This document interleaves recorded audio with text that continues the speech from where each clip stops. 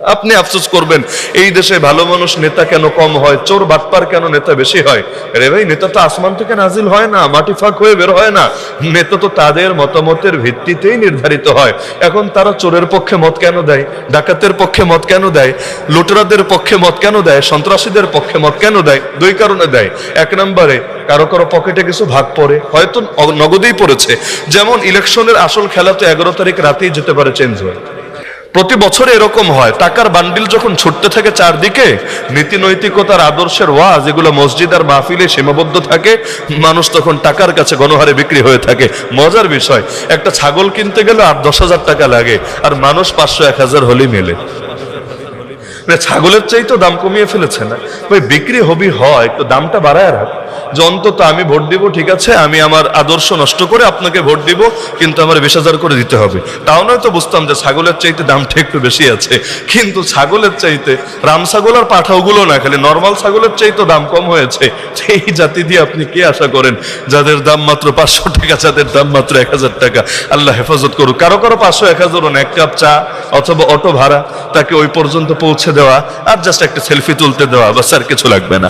আর 2 নম্বর ঝামেলা হলো, এখানে সবাই টাকার কাছে বিক্রি হয় তা না, কিন্তু ধান্দা দেখে, ধান্দা চিন্তা করে যে কাকে দিয়ে আমার সুবিধা বেশি হবে, কাকে দিয়ে আমার ধান্দাবাজি ভালো চলবে।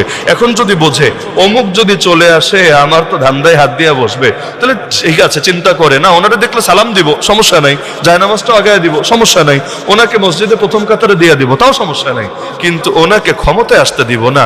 না হলে চুরি করে, ডাকাতি করে, বাটপারি করে, চাঁদাবাজি করে, সন্ত্রাসী করে, খুন খারাপি করে, মাদক কারবারি করে, চোরাচালান করে, ধর্ষণ করে, ইফটিজিং করে, এই সেই করে, এগুলো তো পার পাওয়া যাবে না। তো সুতরাং নিজেদের খাসলত যতদিন ঠিক না হবে, এই জাতির মধ্যে রাজনৈতিক পরিবর্তন খুব বেশি আসবে এটা মনে মনেও ভাইবেন না। 3 নম্বর বিষয় হলো, ভোট যখন দিবে, ভোটের ক্ষেত্রে ইসলামের নীতিমালা মূলত কি কি আছে। এক ভোটের মধ্যে ইসলামের 4টা জিনিস পাওয়া যায়, 4টা জিনিস, 1টা 2টা না, 4টা জিনিস। 1 নম্বর জিনিস হলো, ভোটের মধ্যে স্বাক্ষর একটা ব্যাপার থাকে, সাক্ষী দেয়। ওই যে কোর্টে গিয়ে সাক্ষ্য দেয় না, সাক্ষ্য 2 রকম হয়, সত্য সাক্ষ্য, মিথ্যা সাক্ষ্য। কোরআনে আল্লাহ তাআলা মিথ্যা সাক্ষ্যের ব্যাপারে প্রচুর নিন্দা করেছেন, এমনকি হাদিসে শিরিকের পরে সবচাইতে জঘন্য পাপ উল্লেখ করা হয়েছে মিথ্যা সাক্ষ্য দেওয়া, আল ইশরাকু বিল্লাহ ওয়া শাহাদাতু যুর। নবী কবিরা গুনাহের তালিকা দিতে গিয়ে বলেন সবচাইতে বড় কবিরা গুনাহের নাম হলো আল্লাহর সঙ্গে শিরিক করা, 2 নম্বরই হলো মিথ্যা সাক্ষ্য দেওয়া। তাহলে যে যাকে ভোট দিচ্ছে সে কিন্তু তার ব্যাপারে সাক্ষ্য দিচ্ছে। কি সাক্ষ্য? এই মানুষটা দেশ চালানোর যোগ্য, এই মানুষটা নেতা হওয়ার যোগ্য, এই মানুষটা আমার প্রতিনিধি হওয়ার যোগ্য। নেতাদেরকে জনপ্রতিনিধি বলে না, জনপ্রতিনিধি বলে না। জনপ্রতিনিধি মানে কি? জনগণের প্রতিনিধি। আমিও জনগণ, আপনিও জনগণ, আমরা সবাই জনগণ।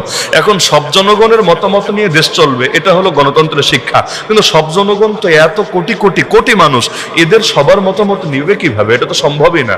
কোটি কোটি টাকা লাগবে এক একটা মতামত নিতে গেলে। তো এজন্য বলে দিল, ঠিক আছে ভাই, তোমরা সবার মতামত তো ইন্ডিভিজুয়াল নেওয়া সম্ভব না, তোমরা কিছু প্রতিনিধি দিয়ে দাও। ওই প্রতিনিধির কথাই তোমাদের কথা, তার মতই তোমাদের মত, তার রায় তোমাদের রায়। এবং সে এক এলাকার হবে না, সারা দেশ থেকে হবে। এক এলাকার হলে এক এলাকার মানুষের চিন্তা চেতনা একরকম হয়, আর এক এলাকার আরেক রকম হয়। উত্তরবঙ্গের লোক যেভাবে ভাববে দক্ষিণবঙ্গে সেভাবে ভাববে না, সিলেটের লোক যেভাবে ভাববে চিটাগাঙ্গের লোক সেভাবে ভাববে না, ঢাকার মানুষরা যেভাবে ভাববে হয়তো ওই বরগুনা পটুয়াখালীর লোকরা সেভাবে ভাববে না। পার্থক্য থাকতেই পারে। এজন্য সারা দেশ থেকে জনপ্রতিনিধি এভাবে নির্বাচিত করার সিস্টেম বের করা হয়েছে। যদিও সেই 1971-এ জনগণ যা ছিল, এখন তো জনগণ দ্বিগুণের চাইতেও বেশি হয়েছে। সেই সময় 7.5 কোটির মতো, আর এখন তো প্রায় 18 কোটির কাছাকাছি পৌঁছে গিয়েছে।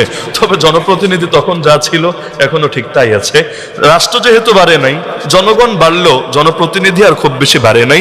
এজন্য একটা ঝামেলা অবশ্য এটা হয়েছে, জনপ্রতিনিধি বাড়লে ওই মতামতের সংখ্যাও বাড়তো এবং জনগণের রায় আরেকটু বেশি সেখানে প্রতিনিধিত্ব করতে পারত। কিন্তু সংখ্যাটা যেহেতু কম, এজন্য এখানেও একটু ঘাপলা আছে। এই জায়গায় নজর না দিয়ে নজর দেয় সংরক্ষিত আসন বাড়ানো যায় কিনা, উচ্চকক্ষ বাড়ানো যায় কিনা, এই বাড়ানো সেই বাড়ানো যায় কিনা।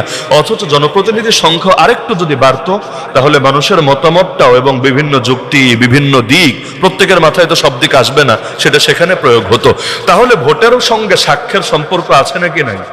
সত্য সাক্ষ্য দিলে যেমন আমল নামায় সওয়াবযোগ হয়, মিথ্যা সাক্ষ্য দিলে আমল নামায় ভয়ঙ্কর কবিরা গুনাহ যুক্ত হয়। তাহলে কেউ যদি কোনো ভণ্ডের ব্যাপারে সাক্ষ্য দেয় যে সে ভালো, অমুক ভাইয়ের চরিত্র ফুলের মতো পবিত্র, এবং এই ভোট দেওয়া মানে সাক্ষ্য দেওয়া সে যোগ্য, সে সৎ, সে দেশপ্রেমিক, সে নেতা হতে পারে, সে আমার প্রতিনিধি হতে পারে, তাহলে আপনি যে সাক্ষ্যটা দিলেন, কিয়ামতের দিন এই সাক্ষ্যের দায়ও কিন্তু আপনাকে অবশ্যই নিতে হবেই হবে। তাহলে ভোট দেওয়ার ক্ষেত্রে এটা মাথায় রাখবেন যে এটা জাস্ট কোনো পণ্য না যে 500 টাকা 1000 টাকা মূল্য নিয়ে আমি পণ্যটা ডেলিভারি দিয়ে দিলাম, না, বরঞ্চ আপনি সাক্ষ্য দিচ্ছেন সে যোগ্য।